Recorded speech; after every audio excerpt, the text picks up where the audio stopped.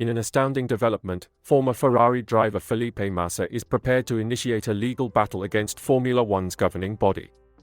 He firmly believes he was robbed of the 2008 title, which was claimed by Lewis Hamilton by a whisker-thin margin of 1 point.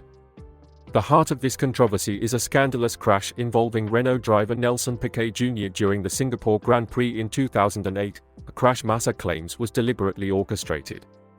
Bolstering his claims are statements from ex-F1 boss Bernie Eccleston, who admits to having known about the intended crash.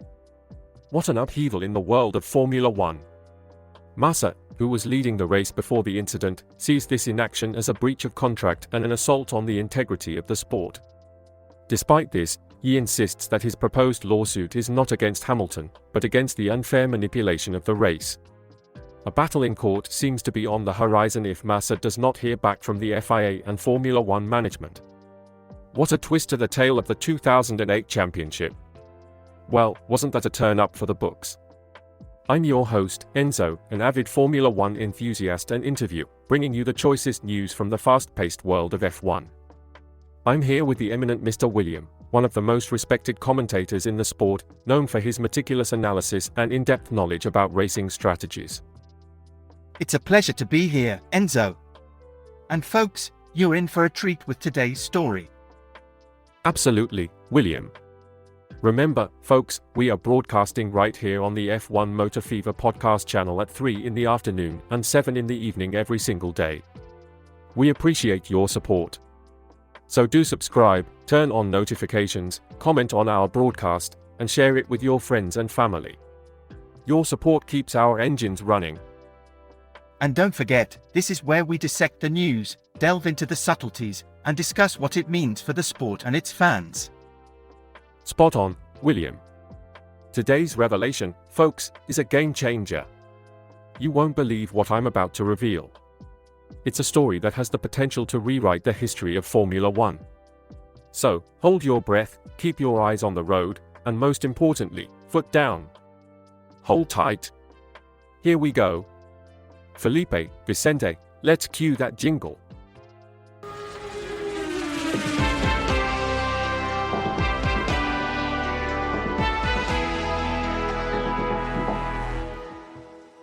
Now, let's delve deeper into the 2008 saga.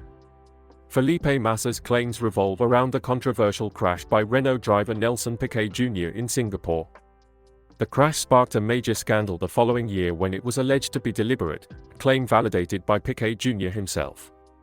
If you recall, William Turner, Massa was leading the race when the crash occurred, bringing out a safety car that resulted in a massive setback for Massa and a significant advantage for Fernando Alonso, who had already made a pit stop to refuel.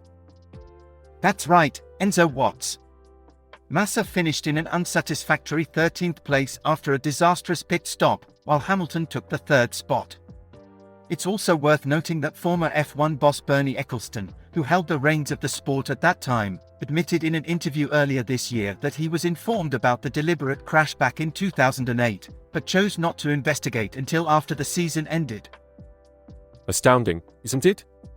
Massa views this delay in investigation as a clear breach of contract and a failure to uphold the integrity of the sport.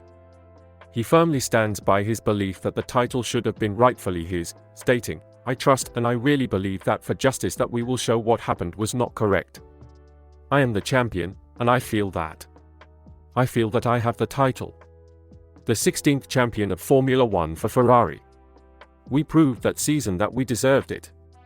Quite a heartfelt sentiment from the Brazilian, wouldn't you agree, William? Indeed, Enzo. It's a sentiment that resonates with many fans and highlights just how fiercely competitive and passionate these athletes can be. It's significant to note that Massa's claims aren't a personal vendetta against Lewis Hamilton, who claimed his first F1 title that year. The British champion won in a tense finale at the Brazilian Grand Prix, a race that Massa won himself. As he put it himself, Massa's potential lawsuit is against the manipulated race, the 2008 season which, in his words, was a heated battle from start to end. He won the most races and started in pole position more times that year. Yes, William, clearly this issue is deeply ingrained in him.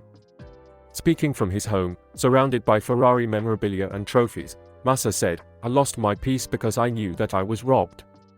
Since then, I was never relaxed. An emotional statement, to say the least. It certainly is, Enzo Watts. And in light of these claims, Massa has even been asked not to attend the Italian Grand Prix at Monza this weekend, where some Ferrari fans have already begun to display banners declaring him the real 2008 champion. Massa's fight continues, and he has decided not to attend the race. From his perspective, this doesn't change anything about his ongoing battle against what he perceives as an unfair decision in the 2008 season. Indeed, Enzo.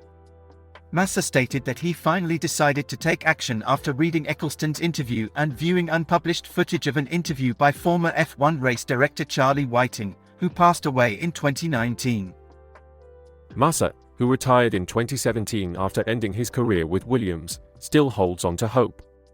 He believes the Formula One and the FIA of today are different from what they were back then, and he trusts they will understand that what happened in the past was unfair for the sport, and will rectify the situation. It's a truly fascinating tale, Enzo, and one that underscores the passion, the dedication and the sheer will to win that drives these athletes. Let's see how this tale unfolds in the days to come. William, have you managed to catch any interesting discussions online today? Indeed, Enzo, I found a lively debate on a forum post by a user named Badly Worded Opinions. He's quoted Fernando Alonso saying, "If I were a team manager now and had to choose Hamilton or the youngest on the grid or a promising F2 driver, well, I'll stay with Hamilton until I'm 80 years old." Typical Alonso humor, isn't it? And what are the responses looking like, William? User RayAllen10 has clarified the statement, saying in this context, Alonso actually meant he'd choose Hamilton until Hamilton is 80 years old, not himself. That indeed makes more sense. Another user, chimed in saying, "I mean the kids aren't as good as the oldies. From the current generation, who outside of Verstappen and maybe Leclerc, could take the fight to or even beat Hamilton or Alonso. I don't see any of them doing it." Interesting point. Anything else? Yes, there's quite a bit of debate about the potential of younger drivers like Piastri and Norris. Some believe Piastri has the potential to reach Hamilton's level, while others believe Norris is already there. Always intriguing to hear the public's perspective. Anything else of note? One last bit, Enzo. User Ali_GR has pointed out that Norris is often underrated, saying, "Norris is so underrated on this Reddit it is hilarious." It seems like Hamilton's legacy and the potential of rising stars have the fans talking. Thanks for that, William. It's always enlightening to hear the pulse of the public. That's a wrap for today's episode of F1 Motor Fever podcast, folks. We dug deep into the ongoing controversy surrounding the 2008 F1 season and its impact on Massa. We sincerely appreciate you all joining us in dissecting these intriguing facets of Formula One. Remember to engage with us by subscribing to our channel, activating notifications, and sharing your thoughts in the comments. And don't keep us a secret. Spread the word about our channel within your Formula One groups on WhatsApp, Facebook, TikTok, Twitter, or even during casual chats over a pint or dinner. Indeed, and don't forget we're here every day at 15 and 19 o'clock bringing you the most fascinating discussions and insights from the world of Formula One. And as a sneak peek, let's just say we've got some cracking topics on the horizon that you won't want to miss. We'd like to extend our heartfelt thanks to our technical team, especially Felipe and Vicente, for their tireless work behind the scenes. We can't wait to dive into another exciting topic in our next episode, so stay tuned. And to wrap things up, remember folks, pedal to the metal, keep your gaze on the road, our channel's content is pure gold. Roll the vignette, Felipe and Vicente.